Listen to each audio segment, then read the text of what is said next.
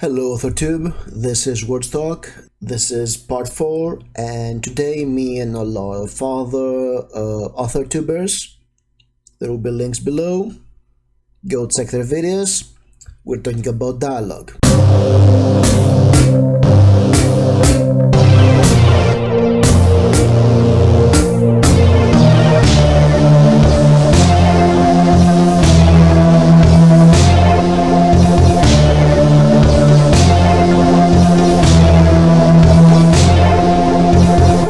I hear some people that claim that they want to write real dialogue.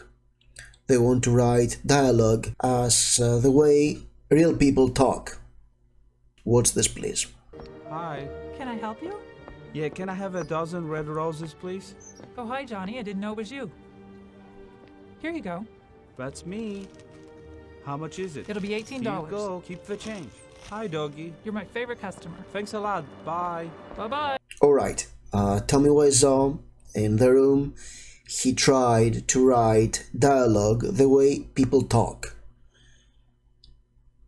And yeah, the room is a classic because of that and other factors, and it's a classic because it's so bad it's awesome movie. Here's what the problem with real dialogue, with a conversation.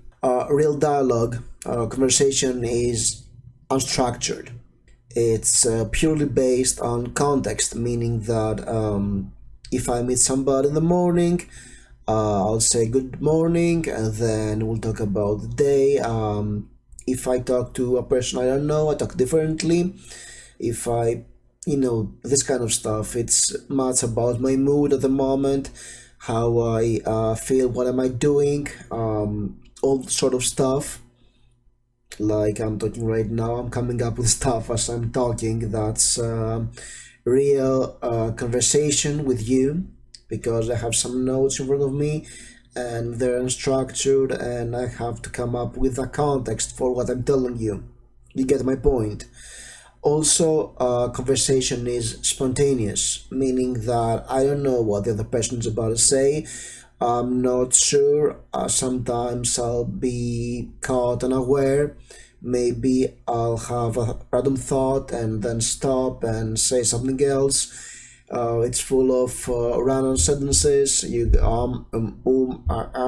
And I'm not editing these parts out just as a way to show you that this is how a person really talks, even though there's some notes over here.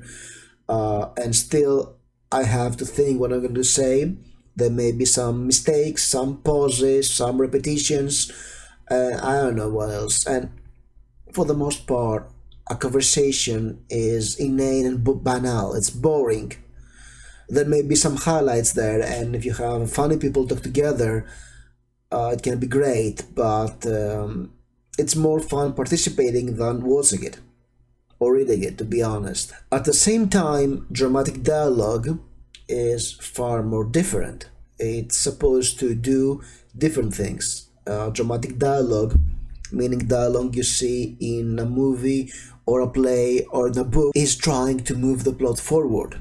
And at the same time, we try to characterize the speaker in a compact way that is interesting to the person reading or watching it. So you see that conversation and dramatic dialogue are polar opposites. They serve different purposes and they're very different. And you'll probably think, why don't we just do dramatic dialogue? And the thing is, dramatic dialogue is often stilted or unrealistic. It's too much to the point to perfect. Writing it realistically, it's very hard. It takes a lot of talent, a lot of practice. If you want to make your dramatic dialogue more realistic, you have to mix up both styles, conversation and dramatic dialogue. Something you can do is you write dialogue as best as you can, and then you go out and you listen to how people speak to each other. They may be your friends, they may be people on commute. I know it's creepy, but it's a good idea. Put on your favorite live stream and you watch people interact and how they talk, how they speak, what they say, how they say it. You watch them interact, and you have an idea of how a real conversation is. Here are some things you can do to make your dialogue better. People have mannerisms.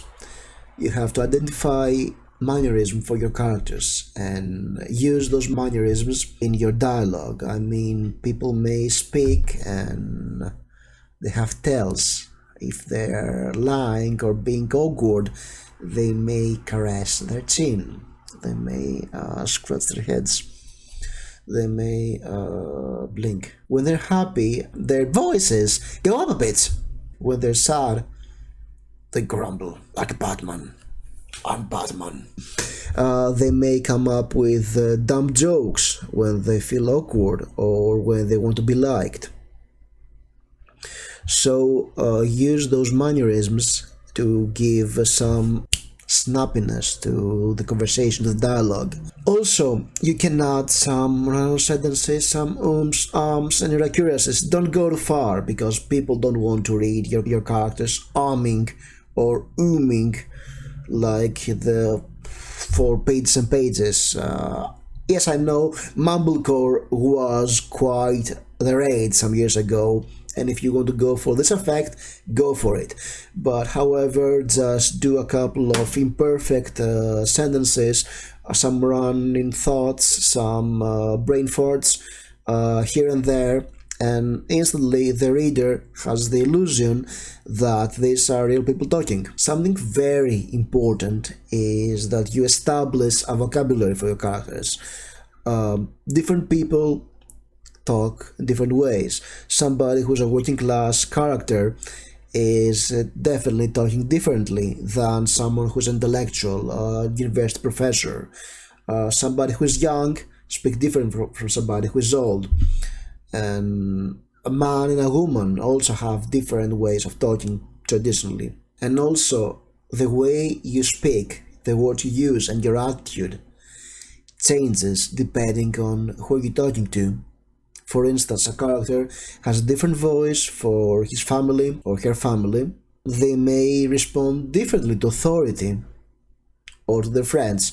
For instance, your spunky teenage rebel may be disrespectful to her family, clearly aggressive to the police or her principal or her teachers, but she may actually mellow around her friends and be funny and quirky. Maybe even drop her facade of being a tough chick and be more sentimental. And of course, the emotions they feel change how they react. A man who is clearly distressed may close down and answer in one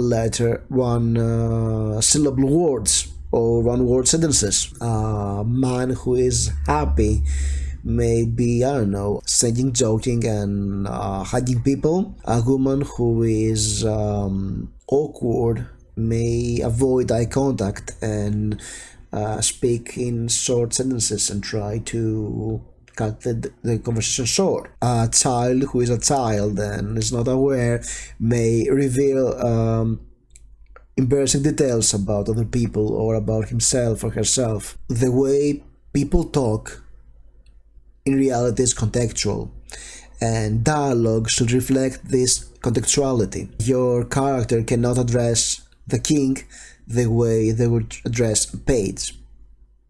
And if we're talking about a fantasy, they shouldn't talk like teenagers from Buffy the Vampire Slayer, because teenagers don't speak like that.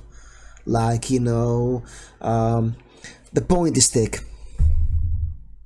Just maintain the illusion, right? Also, having some randomness, some miscommunication would make this dialogue interesting. Maybe we can make it funny this way. Terry Pratchett is amazing by having people miscommunicate, mishear stuff, and say the craziest things possible. He's really great in dialogue. It's very stylized, of course, but he's a genius in doing that, and he gives his own voice to the characters and to himself too. Using these flourishes to make this dialogue real actually is providing us with characterization, with plot points maybe. I mean, if a character is clearly distressed and or absent-minded and doing mistakes, then you have an idea how he feels or how she feels, how they react, how it may relate to the plot later on or at the same point, and maybe your detective may deduce that something is off about them, or the way they act, different characters may identify that something is off. This kind of stuff. You can always use these traits of real people talking to enhance your dialogue and not only make it more interesting and more realistic, but also make it work better because it provides more information. That was my video for today. Hope it was useful. Press the like button, subscribe, make sure to check the other people in this Wordstock. Once again, I have to thank the story detective, Robert Jones, which I have forgotten to do in the beginning of this video, because that's how dialogue works, and I'll leave it here because that's how people speak. They may have notes, but they'll have brain farts and forget to say stuff that were very crucial to be told earlier on. And I hope the unedited parts were not too cumbersome, because that's how real people talk. Again, say that. And if you found it cumbersome, your readers will find it too. Thank you for watching.